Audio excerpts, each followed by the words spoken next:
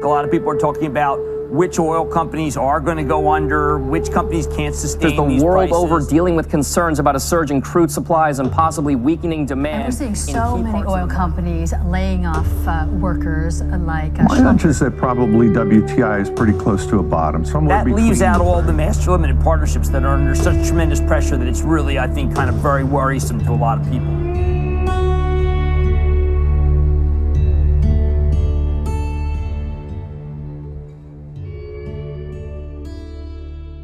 I had moved out there, the oil crash happened, and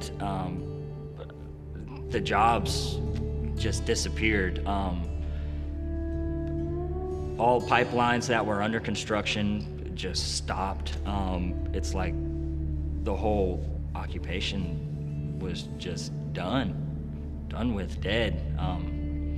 So I stopped working. I couldn't pay rent. I had no money to eat. My car was breaking down. It was just one thing after another. You know, the saying goes, when it rains, it pours, and I was soaking wet.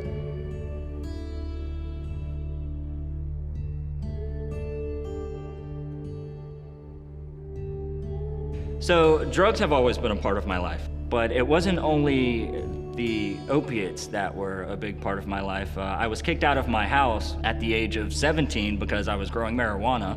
So from an early age, I was had a sense that I was on my own, that I wasn't accepted.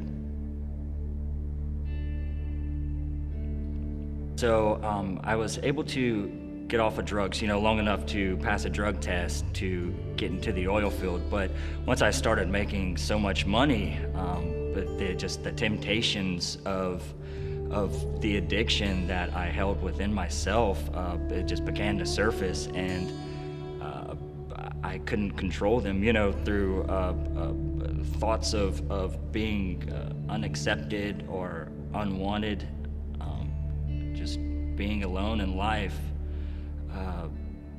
Drew me to the need to do drugs, or the want to do drugs, just to fill a gap, just to bring comfort. I would say Colorado was rock bottom, because after I had lost my job, I was living with a friend. Was really more of an acquaintance, you know, not much of a friend.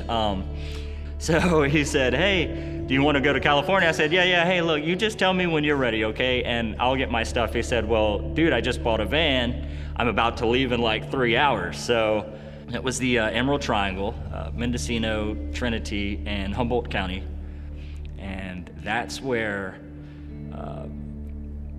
me and the guy got in a fight, because, you know, I accuse him of calling the cops, you know, and then we get in an argument about that, and then we end up fighting. He leaves, and then after he left, I just really felt alone.